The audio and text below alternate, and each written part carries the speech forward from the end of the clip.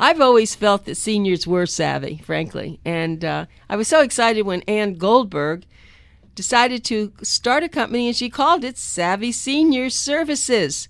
And, of course, anybody who really knows about seniors knows that they're savvy, but unfortunately, younger people don't understand that. So we're going to have Ann Goldberg tell us about why she started this company and what they do. And as we go along, I think you're going to really appreciate this. So, Ann, welcome to our show. It's a pleasure to be here, Anita. Thank you. You're welcome. And I know just before the show, we got to talking about why would someone want to deal with seniors as a company, and what does that all mean? Well, first of all, I'm a senior. I'm 62, even though I feel I'm 62 going on 40. Nonetheless, I fall into that demographic. And as I approach additional years of life experience, I understand that so many people look down on seniors. And from the time I was a young kid, I always wanted to work with seniors, but didn't want to be a caregiver, kind of shelved that dream for several decades. And now here I am. And it really happened. It was serendipitous that this business came about. I'm very good with computers, and I have friends who have some more life experience than I do, and they started asking me to help them, and before I knew it, I had a half a dozen clients that made me realize, hey, there's a business here. But it isn't just working on computers. No, I expanded it much more beyond that. My mission in Savy Senior Services is to empower seniors to live with meaning and purpose. Well, after talking about that, I have to say we talk about seniors, but I think baby boomers are really the ones who are going to appreciate what you do, because they're always like on the cutting edge of something, right? Right. And it's their parents who they don't realize really are their parents in a sense, even though they don't understand that. But their parents are going to call them all the time. How do I do this? Because you're the troublemaker. You've gotten them on the computer, and now the kids are going to have to respond. However, the kids will probably finally say, I can't do it anymore. And that's when they're going to have to call you and say, please, can you help me? Because you're going to have the patience.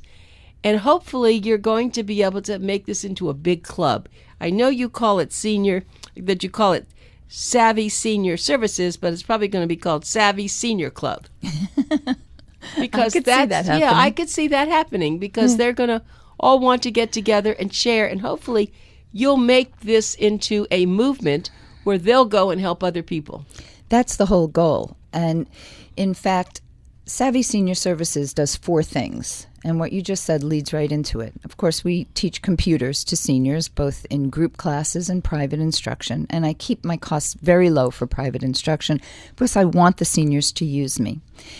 And after that, I offer a workshop called Aging to Saging, a profound new vision of growing older. And that's really where so much of my life work lives, because through that workshop, it's a wellness program that encourages seniors towards vital, successful aging, redefining what it means to grow older, because in that older is so much wisdom that can be shared. And so many seniors feel, well, I'm retired, maybe I'm in an independent living facility or assisted, or maybe I'm on my own, but there's nothing, I'm old. I'm just now waiting. There's not much for me to do. Well, that's ridiculous. They have so much to offer. And Aging to Saging is a program that helps them to understand what they have and how they can bring that in service to their community, to their family, and to society. Excuse me. And I see where you have you do videotaping. Yes. Because that's very important, that they then can realize, and also the people who will watch their videos understand that so many people have had the most glorious life. They've done so many things. They've been creators. They've been initiators.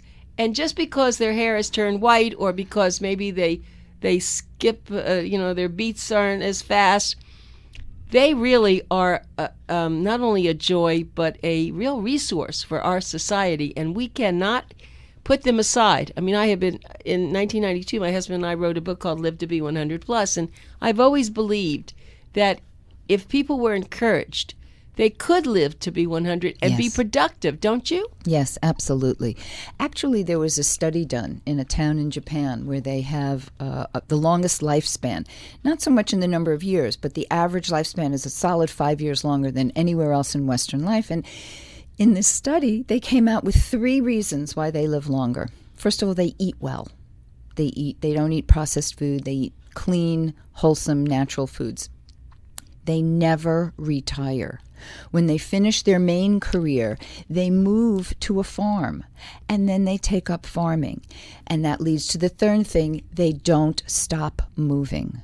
So nutrition, don't stop, and be productive. And this is why they live longer. And it's so simple, and it's nothing that we can't bring here on an everyday basis to the seniors in the United States. Well, let's talk about your company. So I just want everyone to know, if you'd like to talk with Ann Goldberg, who is the founder, you can call her at 954-536-8008. And I'll repeat that. Remember, this is Pencil Talk Radio. Get your pencils out. Write the number down. This could change your life, so it's important. You know, we do this on our show. We try to find superb people, unique people, things that are not something run-of-the-mill, as I call it. And that's what Ann Goldberg has done. She's very enthusiastic about her company. And this is how you get in touch with her. It's 954-536-8008. And I'm looking for a website, which I don't see. We don't have a website yet. Ah. You can email See, me. even you're in the process. I'm too busy. Too busy. And right now there's so much word of mouth going that Well, they'll just call you, and Yes, then you can yes. help them with that. But, Ann, let's keep going. So, who are the people, if they're listening, and this is Savy Senior Services, they say, well, I want to find somebody to go have dinner with, or I want to go on a cruise and I need someone to go with me, or I need a driver. Is that the kind of thing they should call you about? No. Okay, so No. tell us what they should call you about. Well, again, keeping in mind our mission, empowering seniors to live with meaning and purpose. You know, Oprah Winfrey has a quote, and she says, after 25 years of doing my show, the one thing that I learned overriding was that everybody wants to feel that their life has had meaning. When seniors get to a certain age, when humans get to a certain age, especially in our society, somehow they are under the impression that there's no more purpose left for them. They've served their purpose. They've raised their kids. They've had their career. And now it's just waiting. And nothing could be further from the truth. Even when I'm teaching a computer class, I'm constantly reminding my students that their brains are the key to the rest of their life. Keep your brain active. Learn the computer. Keep thinking. You have meaning. There's meaning to your life, and you can have a purposeful existence. Skype is a wonderful way for them to have a purposeful existence with their grandchildren or great-grandchildren. They can read bedtime stories. They can help them with their homework. And I encourage them to do this because it's these connections that help add meaning to our lives, those human interpersonal connections. What does Skype require? Skype requires any kind of an internet connection through a laptop or a tablet or a smartphone. It's free, and as long as the person that you're talking with also has a Skype account, they could live in China or France or Chicago or Cooper City, and you can have a free video chat with that person. The implication of this for a senior who's bedridden is spectacular. And so I'm very passionate about making sure they know how to Skype, how to get on there. And I don't like to teach them more than what they need. And I think that's a big mistake. People want to teach how to use a computer. How to send an email or how to file a picture away. how to search online. So these are things that are very important for seniors to learn and that add meaning and purpose to their lives. I see now what you're saying. So your Savy Seniors is really different than an organization that's there to help them with their daily lives. You're really focusing in on computers or technology, which is so hard for them to learn. It really is, unless they go to a school or Not they know. if I'm their teacher. No, but I meant, yes, they can't do it on their own. They need someone like you. Yeah. And they're nervous, and they're afraid, and they're That's right. embarrassed. So you actually have classes that they can go to, or you will go to their home. That is amazing. And where did you get your technology experience? I'm self-taught. You just saw a need how did you know there was a need for that? Well, how I learned, to answer the first part of the question, is that in my heart, I'm an entrepreneur. So through the years, through the last 15 years in particular, I have had a variety of businesses for which I've had to create websites and marketing materials and learn PowerPoint and Microsoft Office and the internet and how to do things. And I didn't have a lot of money, so I had to teach myself or ask my friends and they would show me. And I'm a good teacher, always have been. And somehow I have the ability to break these things down in a way that's understandable. As an example, for seniors, the cloud. We talk about the cloud. Well, what is it? What is the internet? It's ambiguous. You can't touch it or feel it, and it's very confusing. So how I explain that is I ask you to think about a hairnet. If you remember hairnets of the 40s and 50s, and even today still in food service, people wear hairnets. So imagine what a hairnet looks like. It's these tiny little nets or web almost looking thing. Okay, so put that in one column. Now, if you close your eyes and you imagine, just picture the Earth out there in space. Now, take a hairnet of your mind's imagination and put it around the planet, all the way around, everywhere, just encircling the planet. Now make that hairnet invisible. Welcome to the World Wide Web, or the Internet. That's great. And it's made up of radio waves and microwaves and things I don't understand completely. But that's the cloud. That's where that stuff lives. And it works through satellites. Satellites communicate with each other, pulling this information out of the ethers and then sending it down so we can load it. That's downloading, so we can load it onto our computers. So that's an example of how I can take a concept that's elusive and make it concrete so that they understand. The thing for me, and I think I saw a movie about this, but it's Google. I mean, I adore Google. I don't have to go to a dictionary anymore. I actually asked the Google, not the Google, but Google, I have congestion, what should I do? That's and right. It tells me. Or I want to get this dog, and it's a Maltese. What are they like? That's right. What about that? Will you explain Google to me? Well, Google is really kind of a GPS that helps you find the information that you want. It directs you to where you want to go. So I'm very fond of teaching about how to stay healthy by using the internet to seniors. For instance, just what you were saying, you have congestion. And you can go online before you call the doctor and go, all right, congestion, natural cures. First stop, let's see if there's anything, and maybe you'll find that you should go out and buy Mucinex or something like that. Or maybe you'll find that you shouldn't drink some milk right now because that might make you feel more congested.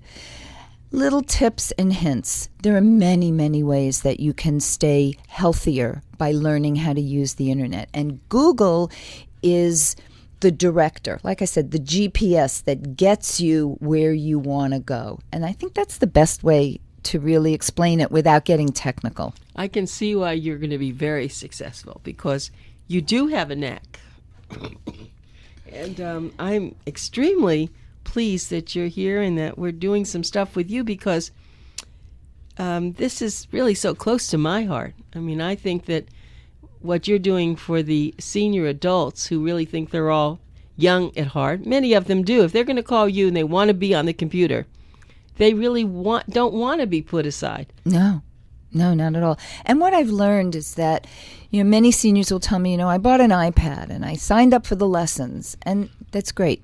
It's wonderful.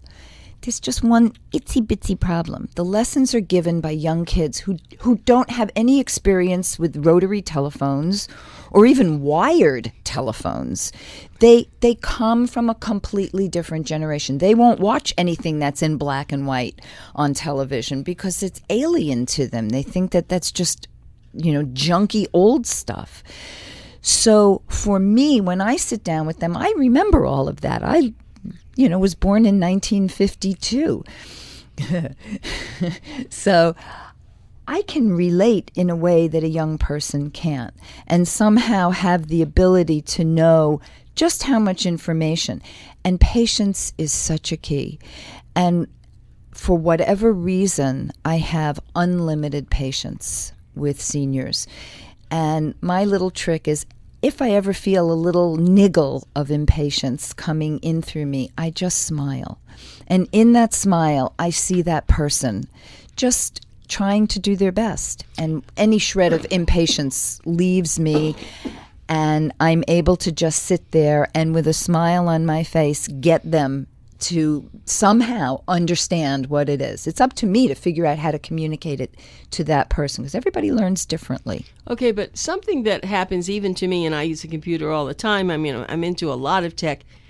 If someone comes and shows me something and then I don't do it for a month, I really forget what I did. So how do you do this with someone who now maybe even has a little bit of a learning and retention situation? How do you do that? Write it down. We write everything down, especially in a private lesson. I'll write down what I'm doing. And I have a conversation. Sometimes they're taking notes. They prefer it. Sometimes they prefer me to take notes. But you have to write it down. It's like when you make a password. When I make a new password, I have to write it down within 5 seconds. Otherwise, the chances are very good that I will not remember some detail about that password. Passwords. Oh, that's the worst. Those are the worst. So you have to write everything down, because once you do something about 7 to 10 times, it'll become second nature to anybody, and seniors are no different. Okay, so I have the big question. I must have at least 40 passwords for different accounts and all.